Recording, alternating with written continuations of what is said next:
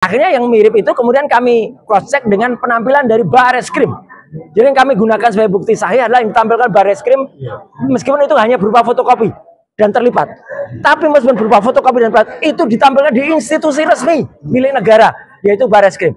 Itu kemudian kita analisis, kita perbandingkan dengan tampilannya, dan kita analisis dengan temuan ketika kami ke KPU menerima langsung itu dari KPU, dan itu sudah saya periksa juga sebelum saya berangkat kemarin ke Solo dan ke Malang. Ya, itu adalah identik.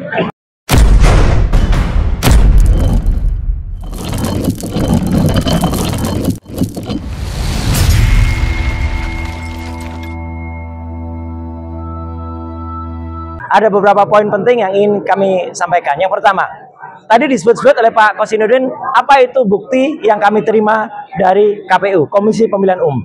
Alhamdulillah, proses yang lama itu tidak begitu saja. Proses yang lama dari KPU itu sudah kami terima minggu yang lalu bersama dengan Pak Dr. Bonatua Silalahi dengan Pak Michael Sinaga. Ya, kami menjemput surat itu di KPU. Karena tidak hanya KPU sebenarnya, kami mengirimkan itu ke 8 institusi, termasuk diantaranya KPU Pusat, KPU DKI Jakarta, KPU Solo, dan beberapa tempat lain, termasuk juga ke ANRI, ya, Arsip Nasional Republik Indonesia, dan tempat lain. Semuanya adalah harus memegang arsip itu. Karena seorang presiden yang kemudian sudah mencalonkan diri selaku calon presiden waktu itu dan calon wakil presiden itu pasti selalu ada pertinggal suratnya. Tidak mungkin tidak ada. Dan analisis kami adalah menggunakan analisis yang sudah pernah digunakan, penampakan itu ketika pertama kali ditunjukkan oleh Dr. Sigit Sunarta tahun 2022 di kampus Unas Gadjah Mada. Yang terakhir lucunya oleh Rektor UGM tidak berani ditampilkan lagi. Padahal itu penampilan pertama. Penampilan kedua adalah ketika seorang kader partai, ya, partai gajah itu, ya, partai yang nggak punya ijazah itu, ya, itu menampilkannya di akun Twitter, di akun X pada tanggal 1 April 2025. Hanya justru dialah justru sebenarnya, meskipun yang ditampilkan itu adalah asli, tapi dia yang harus kenakan sebenarnya pasal 32 atau 35 Undang-Undang ITE. Karena dia membuat tidak tepatnya gambar itu dibuat miring. Tidak miring, dibuat miring itu berarti dia melakukan rekayasa. Apapun itu, gambar-gambar itu adalah similar. Ya, similar itu mirip. Akhirnya yang mirip itu kemudian kami cross-check dengan penampilan dari Bareskrim.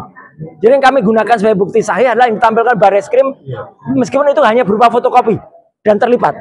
Tapi meskipun berupa fotokopi dan terlipat, itu ditampilkan di institusi resmi milik negara, yaitu Bareskrim. Itu kemudian kita analisis, kita perbandingkan dengan tampilannya, dan kita analisis dengan temuan ketika kami ke KPU menerima langsung itu dari KPU, dan itu sudah saya periksa juga sebelum saya berangkat kemarin ke Solo dan ke Malang.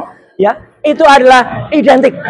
Artinya apa? Hasil penelitian kami dalam buku setebal 700 halaman Jokowi Paper, dia mengatakan 99% ijazah itu palsu. Berarti kesimpulannya, apa yang dikumpulkan oleh Jokowi di KPU dan insya Allah di tempat lain adalah palsu juga.